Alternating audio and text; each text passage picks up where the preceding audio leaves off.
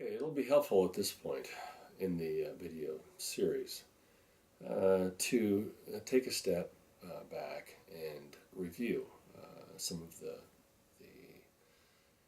issues that have been raised, some of the models that we've dealt with in trying to describe complex societal systems analytics, and with a focus on the social structures, covering the first 4 parts of this video series, and to have not only linkages amongst these models, but move into some concluding remarks and go through a narrative sequence to describe how a classic development process plays out in real terms, or at least in representational terms based on real experience.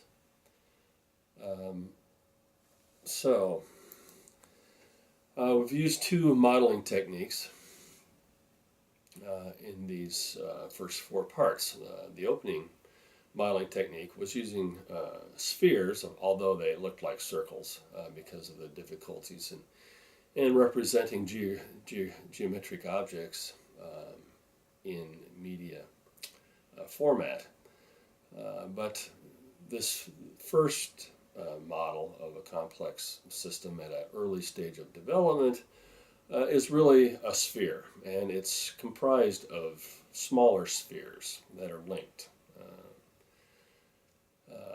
More heavily on the right side, because on the right side we have the state, and the state is the most organized and networked sector of a large complex societal system. Later in the first 4 parts, parts 2 through 3, we focused on the constituent units that comprise this complex model. Complex model is basically a multi-tiered model which uses spheres inside of spheres to say that there are large organizations, there are smaller organizations that comprise the constituent units that make up that complex larger unit. And then even within these smaller spheres, there's even smaller spheres of subgroups that act within the confines of a particular political group or social group. So linking these 2 modeling techniques, one using 4-dimensional spheres, meaning that there are 3 dimensions, height, width, depth, plus change over time, with the statistical-based Gaussian curve representation of the constituent units, the social identity groups, is not necessarily intuitive, and would be very helpful in order to bring these 2 ideas together, because they really emphasize different aspects of the complex societal system. Okay, so the first half of this video series on societal systems analytics is focused on the issue of structuration, understanding the structures of complex societal systems in order to guide them politically, to understand the dynamics. We really have to understand the structures. Understanding the structures will give us information, crucial information, on what to expect, how to identify problems, which is going to be the second focus of the video series. Second half of this video book will deal with problemation, how to identify problems as they arise within this ever-evolving and changing complex societal system. So part 1, just to reiterate and review, we're looking at societal and systemic structures. Part 1 introduced complex societal systems in the context of progressive development and from a modern perspective, the point of view that we occupy right now. Part 2 deconstructed the complexity of modern societal systems to focus on the constituent units, which I've termed social identity groups, and the nature of group authority, which involves a mixture of instrumental associational strategies. Part 3 discussed within group societal development process, and Part 4 discussed the intergroup systemic development process, which involves the principal functions of conflict management and societal integration. Reviewing then the core assumptions of the social identity group, this is a unified theory that social identity groups are universal in nature, in respect to how they form and how they establish coherence and maintain cohesion over time. And this is all based on the interplay between association and instrumental strategies. So, social identity group is proposed to be self-actuating, meaning that they create themselves from the needs of the members or the aspirations, the desires. They're self-organizing to better pursue the group interests as defined by group membership. They're self-regulating, meaning that the group tries to reach its goals in the most effective and efficient manner possible. And so it corrects its own practices in order to better pursue its goals or better identify new goals. And then they're self-correcting in that if they create problems, they can identify those problems and change behavior within the group to make the pursuit of group goals more effective and efficient. So, as already stated, authority within a social identity group is based on a mixture of instrumental and associational strategies for interpersonal interactions. And of course, any social identity group is comprised of a large number of members. And so the mixture of these instrumental and associational strategies, they're individually based, but when aggregated at the group level, they approximate a Gaussian distribution, which is the basic assumption in statistics,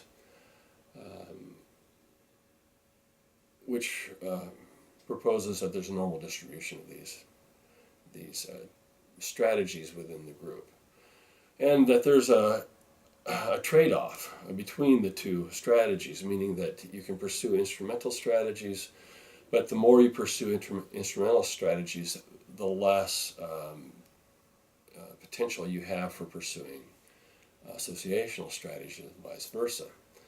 And so that the distribution, statistical distribution of these strategies and the mixtures of these strategies forms the Gaussian curve.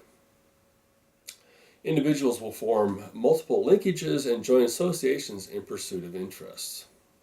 So not only do we have social identity groups which have individuals as members, but individuals can have multiple memberships in multiple groups, meaning that they, at various points in time, for various interests that they're pursuing or goals that they desire, they will have memberships in groups that are set up or organized to pursue those particular interests.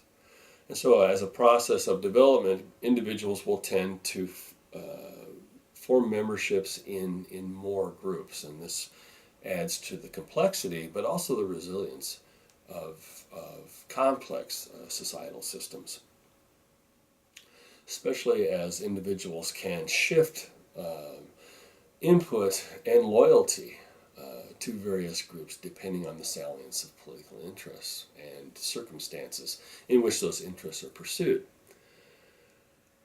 The density of structures is a function of societal development and prevailing technologies.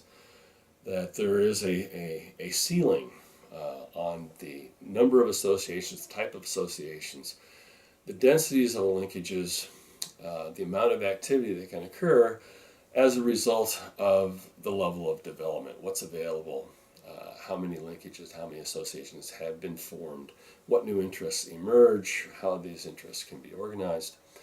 And so the complexity grows as a function of development, and as we learn new techniques, can become more effective and efficient, building on new technologies, innovation, and entrepreneurship within the complex societal system. So associational strategies have been posited that these are economically superior, and they will win out over time, and by reference we can look to the many commentators who have looked at super cooperation and how that is much more efficient and effective in realizing collective interests. Force and violence then are an inverse function of development, meaning that they are more prevalent at lower stages of development, less prevalent at higher stages, and this is tautological, that this is the nature of development. This shift away from instrumental strategies to utilize more effective and more complex associational strategies. Force and violence are not only a inverse function of development, but they are also symptomatic of a process of societal disintegration. Whereas groups coming together in more complex functions is the definition of social integration or societal integration,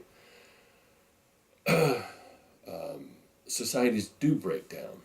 Problems do arise, or circumstances do change that can cause either acts of omission, which may be termed atrophy. The curve reverses from favoring association to going back to an emphasis on instrumental strategies. And so it's not a perfectly linear progression, that societies can take steps backwards, and as they take steps backwards and experience disintegrative dynamics, one way to measure this reversal is by measuring an increase in the uses of force and violence within the complex societal system or within the social identity group. So, the common understandings then of governance are split between, or contrasted between, democratic governance and autocratic governance. The implication of this presentation of social identity groups that are self-actuating, self-organized, self-regulating, and self-correcting implies that social identity groups are inherently democratic in some sense of the term, meaning that they're fully integrated, that members all have access and they have mobility within the social identity group. They can change their position, they can change their mix of associational instrumental strategies over time. And so this is a fluid and organic arrangement. They're also proactively hierarchical. And this seems counterintuitive, that we normally think of democracy as being non-hierarchical form of governance, a decentralized form of governance. But association demands that complex structures take guidance from the most accomplished members of those groups. That is, the proactive members, the ones that best exemplify and best utilize associational strategies. And I've termed this a subset of members in social identity groups, the most accomplished members, as being the societal elite that form then self-awareness and act as a proto-state. And in common parlance, then when we think of complex societal systems, we think of the state as being the governance structure. There is some overlap between state structures and the societal elite. They don't match perfectly, and they have to be matched in order for a complex societal group to perform at an optimal level. And we'll talk about the problems of this with the narrative that we're going to discuss in the development sequence.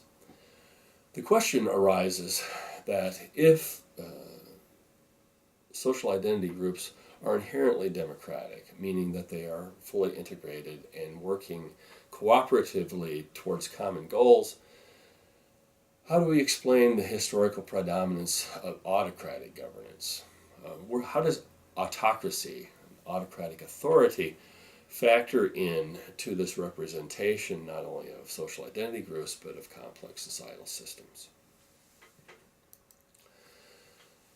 Hopefully we can illustrate this particular emergence of autocratic authority with the narrative that will come subsequently in this particular video. So, social system complexity. In order for a social identity group to form, there has to be a political space. Political space, in this sense, then, is defined by a shared territorial and resource base. There are considerations of a common space that individuals occupy, and so there are regular interactions amongst these individuals. This is a political space. As long as there's regular interactions amongst individuals, you form a political space, and those individuals then recognizing shared resources and common purpose will self-actuate and form social identity groups in order to then make these groups more proficient. They will organize, regulate, and correct the behavior of members within these groups. Political action is defined conceptually by spheres of action. These spheres of action are regular and systematic collective action based on common interest, which institutionalizes over time as a particular social identity. And these social identities can be more persistent or more issue-centered, meaning that the issue defines the social identity group, and as that issue becomes less salient, that the social identity group will be abandoned by members as no longer relevant and may even disappear. Part of this abandonment results from members shifting their loyalty to other groups that are better placed to promote their interests under changing circumstances. However, as complex societal systems develop and mature, constituent social identity groups are less likely to be abandoned totally when they lose salience and more likely to be repurposed. Because of the considerable costs of group actuation, organization, and development, and having already overcome many of the impediments to collective action, group members may find it more economically, politically, and socially rational to shift to or take on additional interests and goals pertinent to its members, rather than abandon its investments in collective capacity. Such innovation is a key element in both societal and systemic resilience. Whereas other types of social identity groups are much more durable and persistent, either because they represent multiple interests of group members, or because they are based on what we call blood ties. They're an extension of familial groups in which the members all see a common connection that is greater than the sum of the interests that they hold in common. that they see some sense that they are related in time and across time. And we'll deal with this issue of ethnic identity later on in the video series as a special form of social identity group. Administrative functions then for social identity groups are coordinated through regular social networks and become institutionalized as action channels and become part of the structure of complex societal systems. Over time, political space becomes stratified into three main sectors: the state, civil society, and the marginal groups or the marginal sectors. So, dealing with the classic development sequence, we can represent this using both of the modeling techniques in parallel, so we can see how changes in associations and linkages parallel changes in interactions between groups or subsectors of the groups, and the changes in the mix of instrumental associational strategies, either within groups and between groups. And this will become more clear as we walk through this narrative sequence. Multiple social identity groups in complexity form a unified political space. Groups most closely tied to the state are considered stakeholders. The state allocates resources, and this allocation process gives advantages to certain individuals who are performing functions deemed important or necessary by the leading sectors, which is the societal elites, the proto-state in a social identity group, or the state in a complex societal system. And so we have a differentiation between stakeholders and non-stakeholders. Stakeholders act voluntarily to maintain the system, the societal system, mainly because they derive benefit from the system. There's a confluence of interest amongst members who are stakeholders within the societal system. And they act voluntarily in compliance with stated rules, the rules of the game, the rule of law, as hopefully codified by the state and understood by active members within the group, those who have a stake. In contrast, social identity groups most distant from the state are seen as non-stakeholders. They derive very little benefit, very little connection from the economic activity and the social activity initiated by the state. They have some connection to civil society, mainly as sources of labor for civil society enterprise, which is mainly focused on professional activities and the manufacture of consumer goods. But the marginal sectors have very weak or even non-existent ties. They are very locally oriented towards their local social identity group and may have only minor ties to the system or even a very weak understanding of how the system works. As they have no vested interest in the system itself or receive no benefits or very limited benefits from the system, they have no vested interest in system maintenance and may even seek advantage in forming an alternative state, one that's more geared towards their own interests or shared interests vis-a-vis the state, mainly because value may be expropriated from the marginal sectors, and they may then form interest groups to try and prevent the penetration of state authority or the ability of state economic concerns to remove wealth or other capital from these members or from the territory that these members occupy, and they may form to try and resist state authority. So we see that these people engage in anti-state behavior, and this can be considered revolutionary potential. On the other hand, groups that have stakes who are voluntarily cooperating in compliance with group norms and group rules to maintain the state have strong democratization potential, meaning that there is a strong potential for greater societal integration with these members.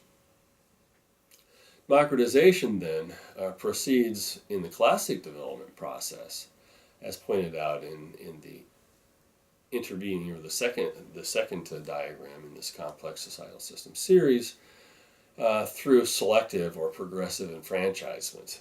That as new members become stakeholders within the complex societal system, the state extends enfranchisement to those members as they become stakeholders, because they are seen as being crucial to the maintenance of the system, and so to further facilitate compliance by stakeholders.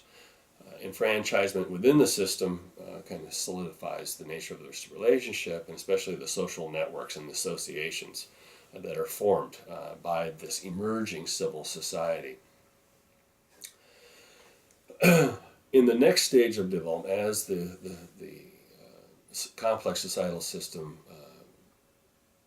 becomes even more complex and technologies increase, as we have seen, especially with the 20th century in our own history, that we have a process of globalization that occurs as these complex societal systems that we now think of as countries or that are governed by states now interact with other units, other complex societal systems in proximity or even at remote areas in a very large political space, which the largest political space that we now have available, of course, is the entire world, or the global political space. It's important to keep in mind that the alternative state, in most cases, is not wholly an inventive or innovative construction of the marginal sector, but rather builds on existing organizational structures. These are often traditional authority, service, or religion-based identity groups that are repurposed to organize anti-state political action. And at this point, we can also see in this more advanced, more developed, complex societal system that the marginal sector has organized and formed an alternative authority structure, which is by definition radical, meaning that it is promoting change. It does not see a net benefit for group members in association with the existing state, and is proposing a different way of doing things and organizing anti-state behavior and trying to pursue the interests of the marginal sector, in forming associations and groups, regulating itself, correcting its behaviors to try and maximize its potential. And so the state and the alternative state can exist at the same time, but if it does come to a situation where revolutionary potential not only is large, but it has a political salience, this alternative structure then organizes anti-state behavior in a revolutionary situation and challenges the authority of the state and tries to displace the state and create a new state and a new way of doing things, a new status quo. So the era of globalization that I've talked about in my own work, but which is proceeding quite visibly and understood quite commonly in the 21st century. Globalization really involves an opening of a complex societal system, not only to a greater coordination, cooperation amongst state units, similar state units, but also greater cooperation at the civil society and even the marginal sector levels within the complex societal system. So you have greater ties, we have greater influences. And so development now is no longer independent as it was in the historical or classical sense, where at lower levels of technology you have fewer linkages with external actors. We now have complex, myriad connections to external actors. And so regulating the behaviors and the interactions amongst groups and individuals within complex societal systems in the contemporary scenario or under contemporary circumstances is a much more complex enterprise and something that we don't understand very well at this point, and is the point of this whole video series, is trying to get a better understanding of how complexity has changed our understanding and the leverages that we have for guiding societal systems towards greater integration at higher levels of aggregation.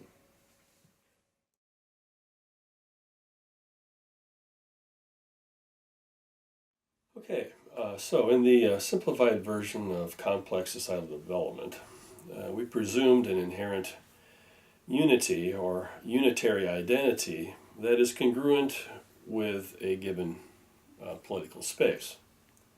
Classic development sequences have proceeded very slowly amid changing circumstances and changing technologies, such that a national identity, unity, develops and proceeds in congruence and parallel to the greater group development. However, as over time, as technologies improve, our ability to interact expands, we have situations that emerge which are based on differential rates of development. Some groups develop more quickly than others, depending on circumstances. But as technologies improve, these groups at different levels or different stages of development can start to interact.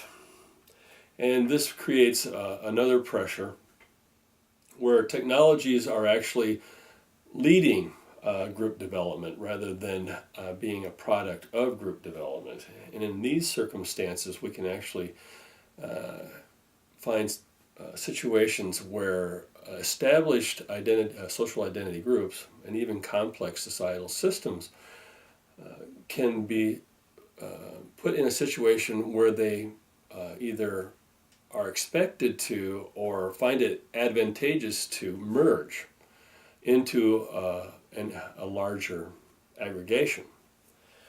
And in these circumstances, we not only have to deal with problems of social group and social identity development, but we actually have to come to terms with competing social identities. Now, this isn't necessarily a problem in that in the development process and with improving technologies, separate identities can still merge. So they're simply interest groups that are expressed in deeper or more multifaceted ways. That a proactive group can emerge and be self-actuated, that can actually bring these groups together and establish a common identity within which both lesser identities or the identities of the constituent groups can operate in a compatible way, that they retain their previous identity, but they also accept the larger common identity because they derive benefit from this greater association. This isn't always the case. Impediments to this process can occur when there is an uneven development between these constituent groups, that there is either a more developed group that finds itself in a position where it can actually dictate political terms to a lesser identity group, or they have access to greater technologies that gives them advantages. And if they press these advantages to favor their group at the expense of the other group, they basically set up a situation of identity discrimination, in which one of the identity groups, now seen as an ethnic minority, is put in a situation where it's relegated to the marginal sector as a group. And this diagram shows that the identity structure, the proto-state of the now ethnic minority group, actually serves then as an alternative authority, or serve as structure for a group that finds itself in a situation of unequal treatment. They have no stakes in maintaining the system because they don't derive full benefit from the system.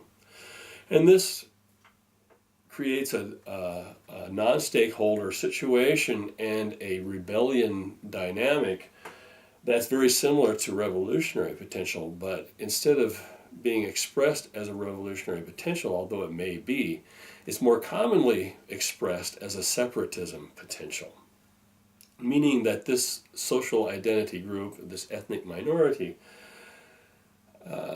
envisions itself as not being a full partner in an association, and so its best option is to remove itself from that association, or to separate. Separatism potential then is strongest in a situation where an ethnic identity group is not integrated into the larger societal system, that it has few linkages with civil society within that system, and so it sees no future for it within that system. A more integrative scenario would be a non-discriminatory situation in which the ethnic identity approximates the distribution of the greater society, or the greater societal system, meaning that the ethnic identity bridges all three sectors and is actually integrated within all three sectors. And so it's basically a smaller model of the greater whole. It's therefore congruent with the circumstances and the situation and the political dynamics of the greater system. It sees itself as having potential for being placed better within that system, having a stake within that system. And so instead of contributing to separatism potential, it actually fortifies the democratization potential and shows that pluralism actually is congruent and compatible and complementary to greater societal system development.